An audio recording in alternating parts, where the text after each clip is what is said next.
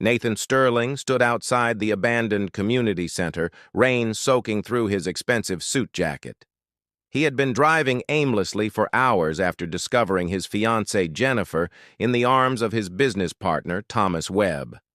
The betrayal cut deeper than any business deal gone wrong. His grandfather's will echoed in his mind. Marry before turning 33 and stay married for 6 months, or lose everything the Sterling family had built over 3 generations. The rain pounded harder as Nathan noticed a figure huddled beneath the center's narrow overhang. A young woman sat with her knees pulled to her chest, her worn coat doing little to protect her from the cold. Something about her posture spoke of dignity despite desperate circumstances. Nathan found himself walking toward her before his rational mind could stop him. An unlikely meeting, Victoria Hayes looked up as a shadow fell across her makeshift shelter.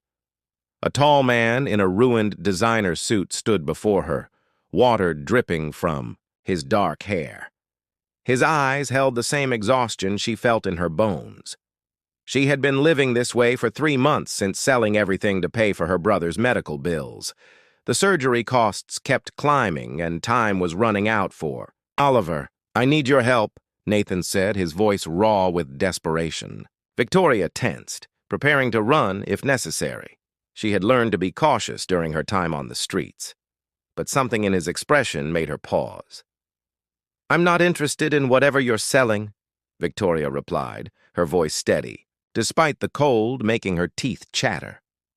Nathan pulled out his wallet and retrieved a business card, holding it where she could see without coming closer. "Nathan Sterling, Sterling Hotels Corporation. I'm not here to hurt you. I'm here because I need a wife." The proposal Victoria studied the man before her with growing disbelief. Nathan Sterling was a name she recognized, though not for reasons he would expect. His company had partnered with Thomas Webb Properties 2 years ago, right around the time her family's construction business, Hayes Building Solutions, had mysteriously lost every major contract and investor. She had connected the dots months ago while researching in the public library, trying to understand how her father's thriving company had collapsed so completely. "You want a wife?" Victoria repeated slowly. "And you thought the best place to find one was outside an abandoned building in the rain." Nathan ran his hand through his wet hair. "My grandfather's will requires me to be married for 6 months. Before I turn 33 or I lose the company. My fiancé was sleeping with my business partner.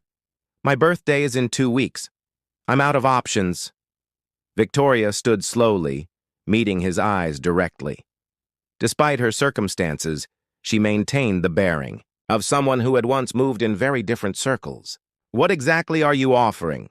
6 months as my legal wife. $10,000 monthly. Plus, I'll cover any immediate financial needs you have.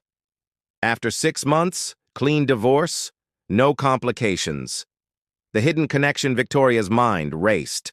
This man had no idea who she was, or that his business partner had orchestrated her family's destruction. Thomas Webb had systematically dismantled Hayes Building Solutions, stealing clients and spreading false rumors about structural failures that never happened. Her father had died of a heart attack 6 months after losing everything. Her mother had retreated into silence, and Victoria had been left to care for her teenage brother Oliver, who was born with a heart condition that required expensive surgery. "I have conditions," Victoria said firmly. "My brother needs heart surgery. The cost is $200,000. That money goes into a secure account before any ceremony. Second, I want complete transparency about your business dealings. Third, after 6 months, you help me find legitimate work in architecture." Nathan's eyebrows rose. "You're an architect." "I was. Victoria Hayes, formerly of Hayes Building Solutions. We specialized in commercial construction before someone destroyed my family's reputation and business." The name hit Nathan like a punch. He remembered the Hayes situation, though he had been told they lost contracts due to poor management and safety violations. Thomas had handled that deal personally, assuring Nathan it was a clean acquisition of their client base. Sealing the agreement, Thomas Webb. Nathan said quietly, the pieces falling into place. He told me your company was failing due to mismanagement. Victoria's laugh was bitter. Thomas Webb fabricated safety reports, bribed inspectors, and stole our intellectual property. He destroyed my father's life's work and killed him in the process, but I can't prove any of it without resources I don't have. Nathan felt something shift in his chest. This woman wasn't just a desperate stranger. She was someone who had been wronged by the same man who had betrayed him. If I agree to your terms, and if during these 6 months we find evidence of what Thomas did, will you help me build the case against him? Victoria extended her hand. You have yourself a deal, Mr. Sterling. Their handshake was firm. Two people, bound by necessity and shared betrayal. Neither could predict that this business arrangement would become something neither expected. The first night, 24 hours later, Victoria stood in Nathan's downtown penthouse feeling completely out of place. Grace, Nathan's assistant, had helped her shop for appropriate clothing and explained the basics of what Victoria needed to know about Sterling family expectations. The apartment was sleek and modern, with floor-to-ceiling windows overlooking the city lights. Your room is down this hall, Nathan said, maintaining careful distance. Oliver can stay here too once he's released from the hospital. I've already contacted the best cardiac surgeon in the city. Victoria turned to face him, seeing past his careful businessman exterior to the hurt man underneath. Thank you for helping Oliver. Whatever happens between us, I won't forget that. Nathan nodded, his expression softening slightly. We both have our reasons for this arrangement. Let's try to make it work for both of us. As Victoria settled into her new temporary home, she couldn't shake the feeling that this marriage of convenience might reveal secrets neither of them were prepared to face. The contract was signed, but the real story was just beginning. Victoria woke to the smell of fresh coffee and the sound of Nathan speaking urgently on the phone. Through the partially open door, she heard fragments of a conversation that made her architect instincts alert. The structural engineer quit this morning. The Riverside Hotel project is falling apart, and we have investors arriving in 3 days to see progress. Victoria dressed quickly in one of the simple outfits Grace had helped her choose and found Nathan in the kitchen, his tie loosened, and frustration evident on his face. He ended the call and looked at her with exhausted eyes. Problem? Victoria asked, pouring herself coffee. Nathan hesitated, then decided honesty might serve him better than pride. My flagship renovation project is collapsing. The structural engineer discovered problems with the foundation plans and walked off the job. Without his sign-off, we cannot continue construction. Victoria set down her cup carefully. May I see the plans? Hidden talents. Revealed. 2 hours later, Victoria sat at Nathan's dining table, surrounded by blueprints, her laptop open to structural calculation software she had downloaded years ago. Nathan watched in fascination as she moved through the documents, with practiced ease, making notes and sketches on a pad beside her. Your original engineer was correct to be concerned, Victoria said finally, but he missed the actual solution. See here? The foundation issue is not with the load-bearing capacity. It's with how the weight distribution was calculated when they removed this interior wall. Nathan leaned over her shoulder, close enough that Victoria caught the scent of his cologne mixed with coffee. She forced herself to focus on the blueprints.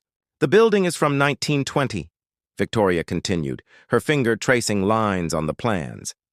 The original construction used a different method for weight distribution.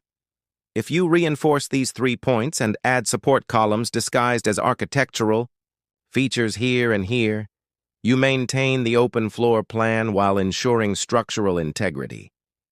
Nathan stared at her. How did you see that so quickly? Victoria smiled sadly. My father taught me to read buildings the way some people read books. Hayes Building Solutions specialized in historic renovations. We understood how old structures think. Meeting the grandmother. That afternoon, Nathan took Victoria to meet his grandmother, Margaret Sterling. The woman lived in a Victorian mansion, in the historic district, surrounded by decades of family history and expectations. Margaret was 78 years old, with sharp eyes that missed nothing and a reputation for destroying anyone who threatened her family. "So you are the girl my grandson married?" Margaret said, her tone making it clear she knew exactly what kind of marriage this was. "Grace tells me you come from nothing." Victoria felt Nathan tense beside her, but she kept her voice calm. "I come from a family that built things, Mrs. Sterling. We may not have your wealth, but we had integrity. My father never cheated anyone or destroyed competitors to get ahead." The room went silent. Grace, standing near the doorway, looked terrified. Nathan's hand found Victoria's under the table, a silent gesture of support that surprised her. Margaret's expression remained unreadable. "Thomas Webb told me the Hayes Company failed due to incompetence." "Thomas Webb lied," Victoria said simply.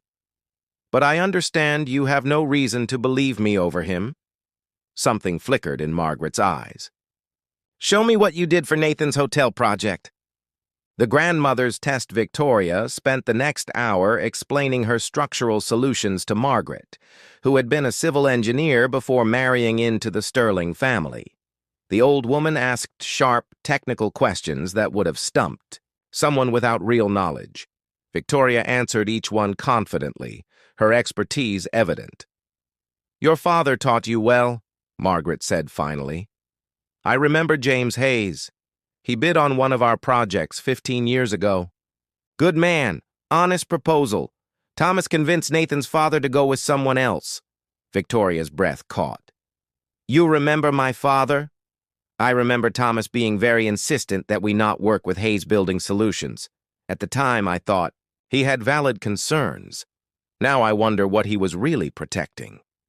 Nathan looked between his grandmother and his wife, seeing the shift in dynamics. Margaret was not a woman who changed her mind easily, but something in Victoria's straightforward manner had earned a measure of respect. Unraveling the truth back at the penthouse that evening, Victoria and Nathan sat together reviewing old business, records that Nathan had pulled from company archives. Grace had quietly provided files that Thomas had marked as irrelevant, documents that painted a very different picture of the Hayes Company collapse. "Look at this," Nathan said, his voice tight with anger. "Thomas filed reports claiming Hayes had multiple safety violations, but the dates don't match. These inspections happened after your company had already lost the contracts." Victoria's hands trembled as she read through falsified documents bearing her father's forged signature. "He manufactured evidence. My father tried to fight these claims, but nobody would listen.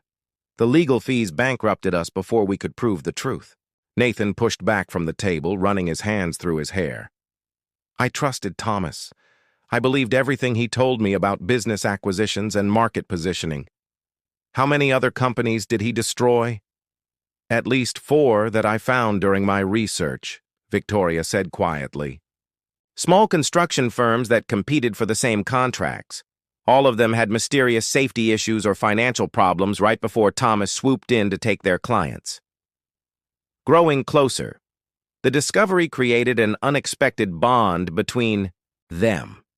Over the following week, as Oliver underwent pre-surgery tests at the hospital, Victoria and Nathan worked together to document Thomas's pattern of corporate sabotage. They spent late nights reviewing files, sharing takeout dinners, and talking about more than just business. "Why did you stay in the city after everything fell apart?" Nathan asked one night as they sat on his balcony overlooking the lights below. Victoria wrapped her hands around her tea mug. "Oliver needed consistent medical care. The charity hospital here was the only place that would treat him without upfront payment. I sold everything we had left, but it still was not enough for the surgery." "You gave up your entire life for your brother?" "He is all I have left," Victoria said simply. "My mother passed away last year. She never recovered from losing my father. Oliver is my family now." Nathan reached across the small table and took her hand. The gesture felt natural, comfortable in a way that surprised them both. "He will get the best care possible. I promise you that." Oliver's surgery. The day of Oliver's surgery arrived with anxious anticipation. Victoria had barely slept, and Nathan had taken the day off work to be there with her. The 16-year-old boy had been nervous but brave, joking with the nurses to hide his fear. "Take care of my sister," Oliver had said to Nathan before being wheeled into the operating room. "She is tougher than she looks, but she needs someone looking out for her too." The surgery took 6 hours. Victoria paced the waiting room while Nathan made phone calls, canceled meetings, and kept bringing her coffee she barely touched. When Dr. Richards finally emerged with a smile, Victoria's legs nearly gave out. The surgery was successful, the doctor announced. Oliver's heart is strong. With proper recovery, he should live a completely normal life. Victoria burst into tears, all the fear and stress of the past year finally breaking through her careful control. Nathan pulled her into his arms without thinking, and she let herself collapse against his chest. In that moment, the lines between their business arrangement and something real began to blur. A dangerous discovery. That night, while Victoria stayed at the hospital with Oliver, Nathan returned to his office to retrieve files they needed for building their case against Thomas. He found something that changed everything. Hidden in an old contract file was a letter from his grandfather, written 2 years before his death. The letter warned about Thomas Webb, expressing concerns about his business practices and suggesting Nathan distance himself from the partnership. But the letter had been intercepted and filed away, never reaching Nathan until now. His grandfather had known Thomas was dangerous and had tried to protect him. Nathan's phone rang. Thomas's name appeared on the screen. "We need to talk," Thomas said, his voice carrying an edge Nathan had never noticed before. "I hear you have been digging into old business files. That could be bad for your health, Nathan, and bad for your new wife's health, too." The threat was clear. Thomas knew what they were investigating, and he was not going to let his crimes be exposed without a fight. Nathan looked at the hospital where Victoria sat with her brother, both of them finally having hope for the future. He had entered this marriage as a business transaction, but somewhere along the way, Victoria had become someone he wanted to protect, someone he was starting to care about far more than their contract allowed. The game had changed, and Sterling was ready to fight for the truth and for the woman who had unexpectedly captured his heart. Nathan spent the night securing additional protection for Victoria and Oliver at the hospital. He hired private security and moved all their evidence to his lawyer's office for safekeeping. Thomas's threat had revealed something important. They were close to exposing the truth, and Thomas was scared. The next morning, Victoria found Nathan in the hospital cafeteria, his laptop open and dark circles under his eyes. He had not slept, spending the night gathering more evidence. "You should have woken me," Victoria said, sliding into the chair beside him. Nathan looked at her, seeing the concern in her green eyes. Somewhere during these intense weeks, she had stopped being just a contractual arrangement. She had become his partner, his confidant, and something more he was afraid to name. "Thomas threatened you last night," Nathan admitted. "I could not sleep knowing he might try something." Victoria's expression hardened. "Then we need to move faster." "I have been thinking about something my father told me before he died. He said Thomas had a partner, someone higher up who protected him, someone with enough influence to make investigations disappear." The hidden partner Grace arrived with coffee and a worried expression. "Nathan, your grandmother called. She wants to see both of you immediately. She said it is urgent and concerns Thomas Webb." At Margaret's mansion, they found the elderly woman in her study, surrounded by old business journals and photographs. Her expression was grave. "I did some investigating of my own," Margaret said without preamble.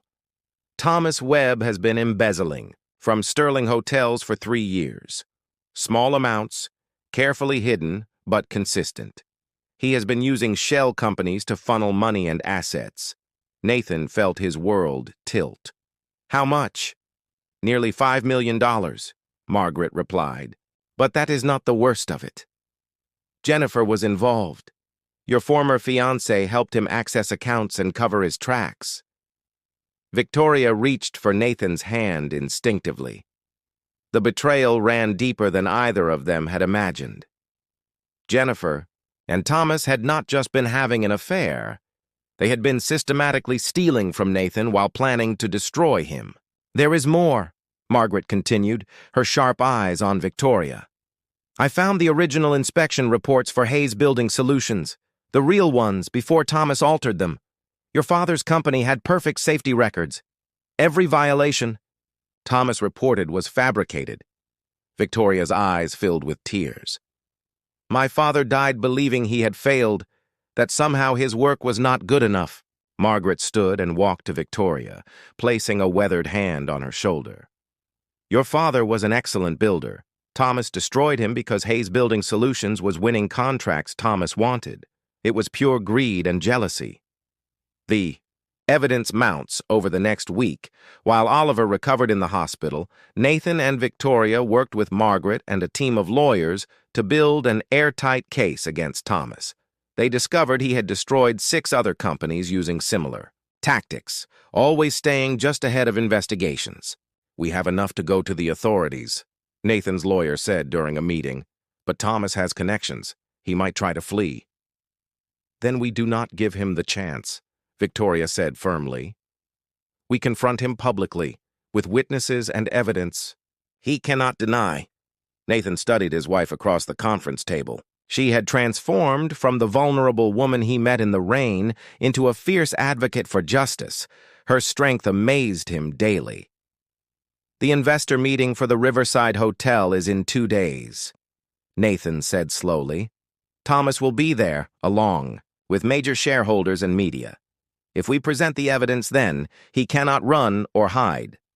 Oliver's recovery. That afternoon, Victoria sat with Oliver in his hospital room. The teenager was recovering remarkably well, his color already better than it had been in years. "Nathan seems nice," Oliver said, watching his sister carefully. "Different from how you described him at first." Victoria smiled softly. "He is different, from what I expected." "You like him," Oliver observed with the bluntness of youth. Really like him, not just the contract thing." Victoria started to deny it, then stopped. Oliver deserved honesty. "Yes, I do, but we made an agreement. 6 months and then a divorce. He only married me to save his company." Oliver rolled his eyes. "Have you seen the way he looks at you? That man is not thinking about divorce papers. He is thinking about keeping you forever." The words struck Victoria's heart. She had been so focused on their mission against Thomas that she had not let herself acknowledge her growing feelings for Nathan. But Oliver was right. Somewhere between business plans and late-night conversations, she had fallen in love with her temporary husband. The public exposure.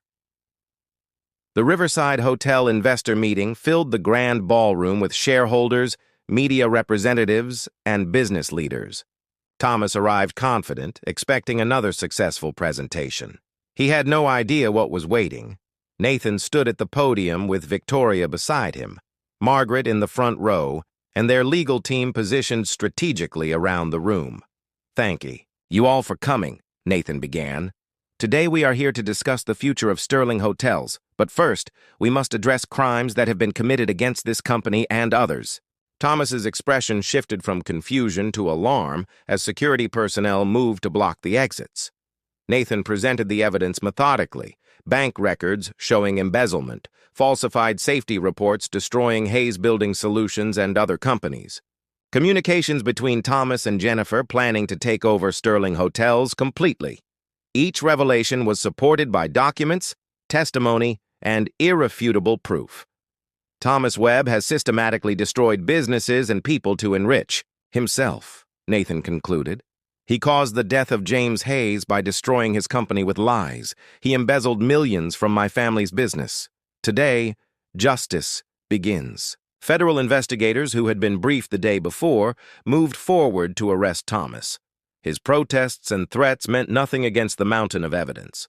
Jennifer was arrested at the same time at her apartment, the conspiracy collapsing completely.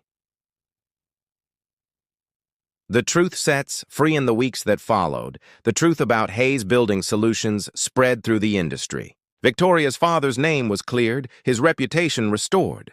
Other families Thomas had destroyed came forward, adding their stories to the case. The legal system moved quickly with such overwhelming evidence. Nathan worked to liquidate Thomas's assets, using the recovered funds to compensate the families he had destroyed. Victoria was offered her father's former position at a prestigious architectural firm, her skills recognized and valued. Oliver returned home from the hospital, healthy and full of energy. He enrolled in advanced classes at school, finally able to participate in normal teenage activities. The apartment Nathan had provided became a real home, filled with laughter and hope. Choosing loved one month before their 6-month contract was set to expire, Nathan found Victoria on the penthouse balcony, watching the sunset paint the city in gold and crimson. "I have been thinking about our agreement," Nathan said, joining her at the railing. Victoria's heart clenched. She had been dreading this conversation, knowing their time was almost over. "The 6 months are almost complete. You have your company secured." "I do not want a divorce," Nathan said simply. "These months with you have shown me what real partnership means.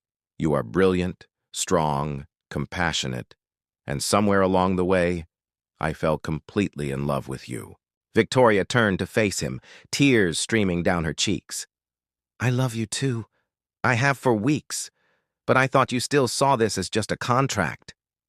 Nathan pulled her into his arms, kissing her with all the emotion he had been holding back. "This stopped being a contract the moment you stood in the rain and negotiated like a warrior. You challenged me, supported me, and made me want to be a better man." "So what do we do?" Victoria asked, her hands framing his face. "We start over," Nathan said. "No contract, no timeline, just two people choosing each other every day." Beginning 6 months after their courthouse wedding, Nathan and Victoria stood before their friends, family, and Oliver in a small garden ceremony. Margaret cried happy tears as they exchanged new vows, these ones written from the heart. "I promise to be your partner in all things," Nathan said, holding Victoria's hands. "To support your dreams, celebrate your victories, and stand with you through every challenge." "I promise to trust you with my heart," Victoria replied. "To build a life with you based on honesty, respect, and love that grows stronger every day."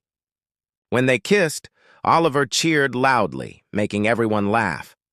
Margaret approached afterward, embracing Victoria warmly. "Welcome to the family truly this time," the elderly woman said.